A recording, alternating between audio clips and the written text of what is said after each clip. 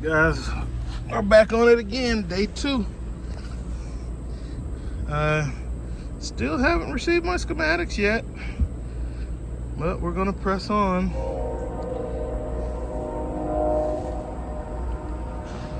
I'm on the outside of the unit, and this is one of the main boxes for the logic control. This is using a Firefly, and get into here. As we can see, I know it says front macerator and then rear macerator. I don't know if this one even has a front macerator. The front toilet is a gravity control, but no matter. I'm worried about the rear macerator. So this would be the beginning of my circuit. So using my half split method, I went to the halfway point. I find a problem with the circuit itself whenever you hit to load. And as you can see, there's another one of those modules with the Fireflies that all the CAN bus and stuff. But my source should be right here. So rear macerator number 6. We can see rear macerator number 6. These are supposed to pop up like if the breaker is tripped. I know the breaker is not tripped because I can see my I can see the voltage. It just, as soon as you put a load on it, it malfunctions. So I get these open. These are not Torx. Those are double squares, and I bought a bunch of double squares because Thor likes to use them. And trying to see if it's these guys here or not. I think these are my double squares on this railer. I think these are my double squares.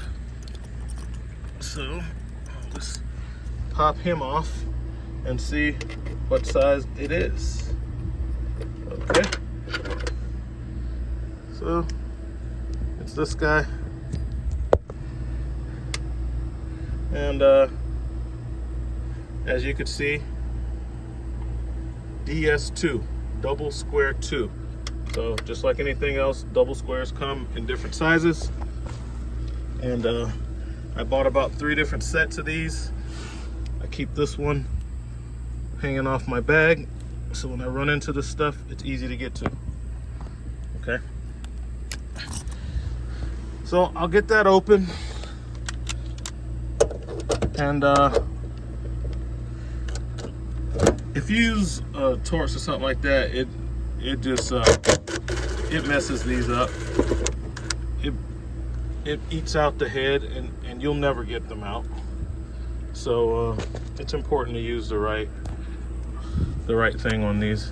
So I'm gonna get this open, see if I can find my 10 gauge brown and white wires. All right, well, we got this off. Really hate the design on this thing. It's got all this stuff naked inside of just a middle box that's all grounded. It's stupid. It should be plastic. They should have made the case out of like a nice ABS plastic, something that's non-conductive, because they have all of this in here just open and raw.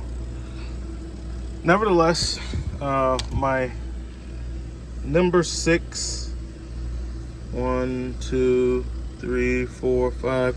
This would be my 6th breaker for the rear macerator, and it has a B on it right there. It goes into this harness, and there you have it. The large 10 gauge brown wire. So this is the beginning of my circuit, and I will test my voltage. I'm gonna have to disconnect this harness, see if I got any loose pins and things like that. I have found some stuff in here to have been wired wrong and messed up. As you can see, those Wagos that I have in here, this harness was wired incorrectly, which was having an issue that I diagnosed and worked on before, where this thing the batteries kept dying and wouldn't charge, and I found out that that harness was pinned the wrong way. I did that in the field, you know, and at the time I did not have a set of pinners with me. I didn't have a pinner set, so I just had to cut the wires and move them to where they needed to go and use the Wegos to secure them together. So I found the beginning of my circuit. As I said, I'm going to start testing and checking the wires. I need to see what all the other stuff is before I disconnect that harness, or I need to shut the camper down. But it is nice that even though I didn't get a hold of Thor to get my schematics yet, I was able to find the beginning of the circuit, and now I'm going to run it down and use some of my test equipment to test the wire. And as you can see, the negative cable doesn't come here. I believe I found those over on the back side.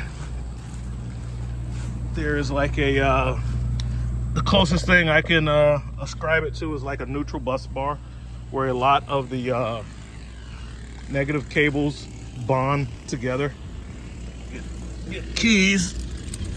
I have a habit of locking these after I go in and out of them, because that's what the customer does whenever she's here. When I'm working on it, she always locks the things back, so I got in the habit of just locking them back. Somewhere in here, or maybe it's in this one. Yeah, it's in this one.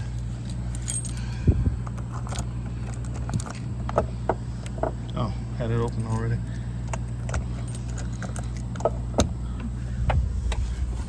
It's in here. So you see those studs? So they have places like that where they just frame ground a lot of the negatives. I see some 10 gauge in there just from looking right here. And a lot of time that bolt gets loose over time and it causes those type of issues. So I will definitely be inspecting that. And one of my workarounds to verify that is, like I was saying the other day, I find another strong 12 volt source, and instead of using that 10 gauge ground, I use the new ground coming off of the negative coming off of that in conjunction with the power, so I can determine is my problem on the hot or the negative side. So that's what I'm looking into next. I'm taking you guys along on this. All right, back to the testing where I left off yesterday. Saw my beginning of my circuit out there. I know where it's at. It's accessible. I don't think I have a problem there. And I have my battery, my power supply hooked up. I have everything connected except the coach wiring for power. And look at what we got. Light immediately comes on. So it just further confirmation of what I already knew is I have a problem with this circuit, but do I have a problem on the hot side or the negative side? A lot of times in these instances, it's a loose negative. This should be a home run going from here all the way back to my breaker, but these don't go all the way back to try to keep the negatives short as possible. And I think it's going to be going to those crimp connectors that have like 8 or 9 different wires crimped together, and it's easy for one to get loose. So I'll be inspecting that. But now I have my button. I have my, I'm going to gently move that over. My 12 volt battery was a little weak, so I'm using a 20 volt. Fully charged my 12 volt battery was sitting at, well, I used it, so it's 11.6, and I didn't want to give it low voltage, so. And I see that that's the water that was left. Let's see if I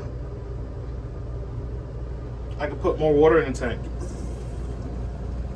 Yep, I can put more water in the tank. Control panel's working, and the macerator sounds gnarly. Okay, so this thing is working. We got all the dirty water out, but I can hear the noise. That macerator sounds pretty gnarly. Press the button. solenoid's working. It's letting water in. Macerator, it sounds like it's loose. I'll stick my hand under there while it's doing it. Yeah, it is. The macerator is loose.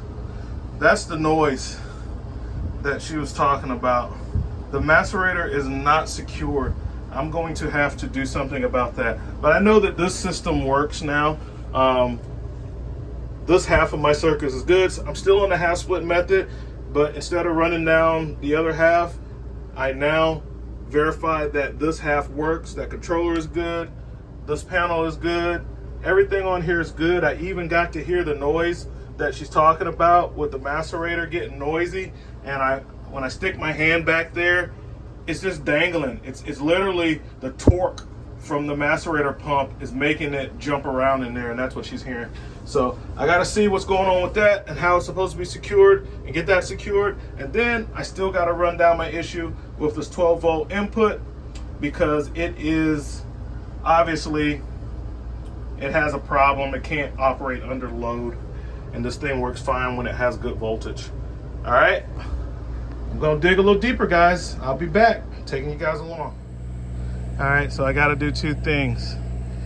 I gotta trace out that white line, which is a negative, which I believe is gonna be my problem. And I have to run a temporary negative from the battery. So I'm gonna use my power probe to do that. And then I'm gonna use my flute to trace out this line, as well as give me an idea of what the distance is. So the house batteries are down here.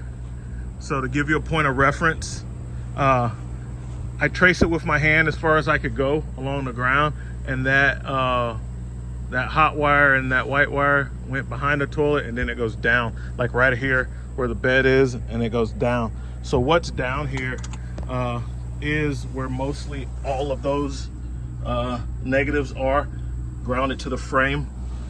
So I'm just gonna pop that window open, run me a jumper directly to the battery, giving myself a solid negative, and I will see if the system will work with the existing positive with a strong negative. I'll be back. Okay, so another great tool for your arsenal, especially for my RV guys, because it saves a lot of time. As you can see, I went through the window, like I said, hooked up my two, they're like jumper cables on the other end, to the battery, to my little knockoff power probe. This is a name brand power probe. When I first got started in this industry, I couldn't afford a name brand power probe, so I bought this Chinese knockoff. It worked so good, I never thought about upgrading to the name brand power probe, because some stuff on it is different and I'm used to how this one works. So I'm just gonna stick with this Ansel. I think they make pretty good stuff, but it is a knockoff. Okay, so with this thing, it allows you to send both a ground and a hot to a circuit. So when I press the down button, I can deliver the ground, because remember, I have two alligator clips, like jumper cable ends on the other end of this wire, going directly to my house batteries.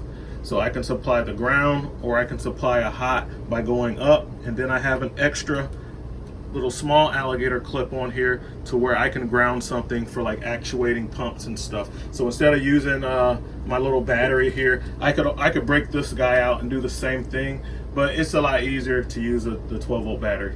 But as you can see, I have it hooked up, and off camera I tried the ground side and it had no effect. I still was only getting the 2 volts. So my problem is actually on the hot side of the circuit, and the proof of that is I'm going to give the unit power. It's getting battery voltage 12.4, and as you can see, I have my green light, and if I press the button,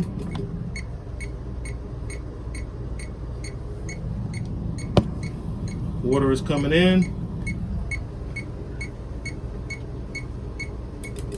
and then of course it doesn't like that because this is a low voltage thing, and it doesn't like the high current draw. So when the macerator pump got ready to kick in, it flashes. So it's little nuanced things like this that I'm used to with this thing. I know when it's under overload, or if I'm hitting a dead short and stuff with it, and I can take it off without damaging the tool. And I've had this thing for 3 or 4 years. So yeah. So that's my problem. I have to trace, well, I know where the brown wire goes, so now I gotta go and inspect that harness. I'll have to shut the unit down. That harness has everything on it for the 12 volt side, has a lot of my my Firefly, my logic control stuff. So I'm just gonna take my tool out, put that to the side, and it's like I said, it's great. And then I can go down, give it a ground. So, and then of course it'll tell me when I'm touching a hot or ground. And I tested my my ground earlier, and I did get indication that I had a solid ground before I ran the other test.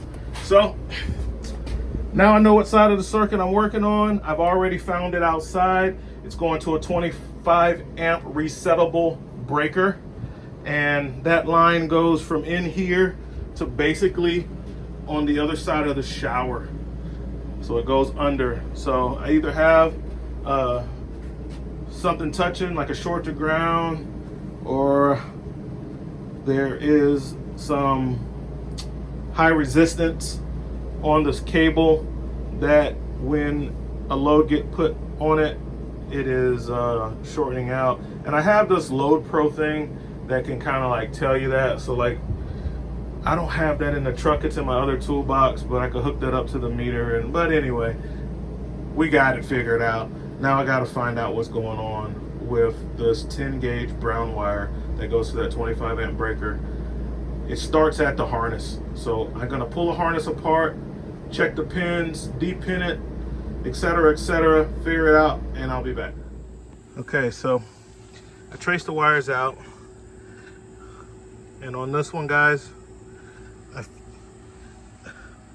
my pins were good. I took the harness apart, checked it, the pins were good. So immediately what came to mind, which is a common problem on the 110 system, is a weak or a bad breaker. And this has resettable DC breakers on it. So you can recall on this one, this only has one macerator toilet, and it's in the back. But when you look on the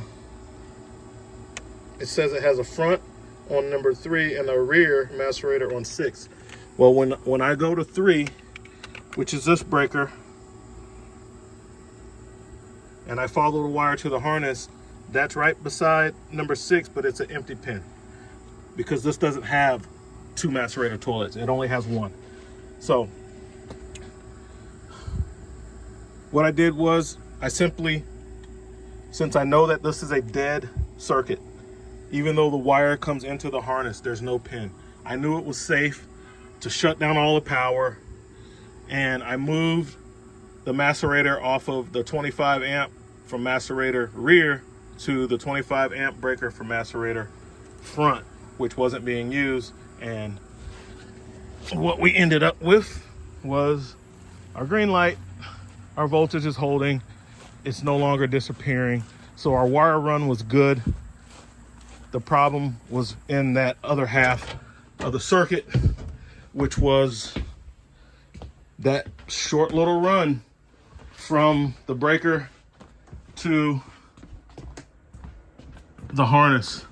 And it wasn't the wiring, it was just the breaker. I checked the wiring thoroughly, did a good job on those crimps. And as you can see, we got our toilet back, and I flushed it a couple times to got the dirty water out and got clean water in there, because I'm gonna have to take this thing apart, because the next problem is the awful noise that it makes when you use it. And that's because the macerator is loose. The bracket is either broken or come loose. So I will have to disconnect the plumbing from the rear of the toilet, bring the toilet all the way out so that I can secure the macerator to the porcelain toilet, then reinstall it. And that's the nasty part, because before I was able to fix this and get it to where I can run the clean water through, I would have been dealing with some pretty nasty stuff inside of the macerator plumbing when I took that apart. And it's still going to be bacteria rich and everything, so of course I'll glove up and everything when I do that. And that's it. That's the fix.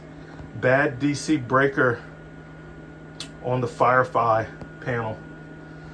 Yeah, these things get complicated when they start adding stuff like that into the logic control system. And of course, when you shut the power down, it resets these things and they don't always come back up. End up having to reinstall the software. Yeah, as you can see, G12 number 2 Jade is offline, and then it gives you a warning. Touchscreen has detected a mismatch with the G12 software. So now you got to deal with that side of it too. Fun. All right, guys, so the hard part's done. We got the electrical diagnostic and repair out of the way. Just gotta, like I said, remove the toilet and tie it down, get the macerator secured to the inside of the porcelain bowl area, and that's it for that. Even when I put it back in position, it was a lot quieter, like you heard on the other clip. So now reprogramming the Firefly. So now the thing acts like it needs a firmware update. Of course, you have to disconnect all power. You can see I have a little cheater cord going there to keep the batteries charged up overnight. You gotta turn all the power off, hit all the battery disconnects to work on that stuff safely, especially when you're taking those panels on and off for that Firefly, because the way they designed it with just 2 middle brackets is very cheap and flimsy the way they did that. And if you don't turn all the power off and disconnect the batteries, then you short stuff out, and it's a real sensitive system. Got a lot of microprocessors and modules and stuff all around there. And unfortunately, sometimes when you do that, the touch screens lose the programming, and now you gotta deal with that. So all that goes into working on a toilet, man. That's how it is these days. You working on this stuff, you better bring your A game, because there's more to it than just swapping a few wires and you know, playing with some plumbing. All right, guys, so I tracked down my problem with my Firefly. It's saying that the Jade, no communication. So on the message inside the house, it has dashes. It can't see this controller, which is one of the main controllers. It's called the Jade. It actually has a sticker on it up there, and it tells you that this is the Jade box. Okay, so when I put my meter on it, I followed the wire and traced the power, because I don't see the green light. Those normally have a green, like a net LED light showing network connectivity or whatever. So it doesn't have the green light on it. So I know it's not getting power, or I thought it wasn't getting power. And when I follow the line, it is on number 5, right next to the other bad breaker. And when I test it on my meter, I'm getting nothing. But on the positive bus bar, when I test that, I'm getting battery voltage. So even though the breaker is not tripped, it's not passing the voltage. So these little cheap plastic DC breakers that they use in this G12, they're not holding up. And the internals, the springs or whatever, it's causing a loose connection internally in the breaker, even though the button isn't pushed out. So that's the problem. I keep these on the truck. These are DC breakers. This one is a 50 amp model, because they use these in campers a lot. Like I said, they try to make these a little more fancier, so they give you the push button, manually resettable. These are automatic resettable ones. So what I'm gonna do is I'm gonna wire this in and get my G12 panel up. I'll take you inside so you can see what I'm talking about. So I went back and I rebooted it a couple times, and I saw the flashing red triangle, and it had things about it can't see a couple of thermistors. And then when I read this message, see what it says? The touchscreen has detected that a mismatch with the G12 software, but it says to resume normal operation, update the system so the versions match, and then power cycle the system. If the logic controller version shows dashes, there is no communication with the G12. So look what we have. We have dashes. We got 10.3. Everything should be at software version 10.3. So I don't have to reprogram anything. It no longer can see this G12 number 2, which is the Jade. And the reason I knew it was the Jade was before it gets to this screen, I immediately hit the triangle so that I can see what the error message is. It only gives you like 5 seconds before it goes to the warning. And it told me that it can't read thermistors on Jade. So that's when I went back into the bathroom, went to this G12 board. As you can see, green light is on, and this is Ruby. So this controller is Ruby. So there's 3 of these things, and Ruby is good. I don't know what the other color is, and like I said, that's how I found out that it was Jade. So by going into that menu and looking at that, I mean, I guess for my RV guys, I'll go ahead and do it so that you can see what I'm talking about. And these just pop off. If you got fingernails, you can pop these off. And then there's a communication line back here. And this is the CAN bus line. And what I do is just a quick reboot. I'll just trying to do this with one hand. Disconnect this and reconnect it. So I disconnect it and reconnect it, and then this is going to come back up. All right, I'm gonna get this back in here now. This is just for my RV guys, or maybe some RV owners if you have these coaches like this. Okay, so when you get to this screen, normally this is a normal screen when it reboots. Let's turn the lights off. So when you hit I accept, you see that it's having a problem. It's not reading a lot of the stuff. That's all the stuff the Jade controls. And after a while, it gives you that little flashing triangle. If you were to hit that flashing triangle, that's where you get a little bit of details, but you see how fast. It doesn't give you much time. But I work with these things a lot. They use them in Airstreams a lot. And I started off as an Airstream dealer tech, so I've worked on these Fireflies for years. So I hit the error code very quickly as soon as it boots up, and it told me it couldn't read stuff on Jade. So then I start looking at my controllers to see which one is Jade. Jade is out here. So did my measurements, my tests, and found out, okay, it's not getting any power. I got to give it power. It's another defective breaker.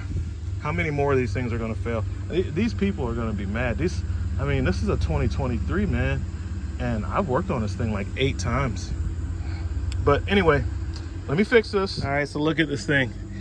This is my line going to my Jade controller, Jade G12. I have to send battery voltage there. I got to get it from this bus bar, which is not an issue. But now that I have the controller disconnected, I want to test it to see if now look, I'm getting voltage, but it's not what it's supposed to be. On this side of the breaker, it's 12.7 solid. On the other side of the breaker, so it's doing the same thing the other one was doing. Once a load is applied, the electricity is having an issue. The same thing the other breaker was doing. Once you apply a load, it seems fine when there's nothing on it, but when you apply a load, it gets wonky. It acts like it doesn't have a connection. But if you take the load off, it gives you battery voltage, and this one's a little worse because it's gone down to almost like 9 volts with nothing on it. So I will give this 12 volts from that bus bar, and the Firefly, I'll reboot it again, and it's gonna work. All right, guys, so I installed my 50 amp resettable DC breaker. This is an auto reset. It resets itself. And I got it going on the opposite side of the bus bar. The same feed that was feeding the bad breaker. And as you can see in there, my green light is on, Jade is online. So all I have to do now is reboot my touch panel. I've already unplugged it and plugged it back in. And let's see what we have.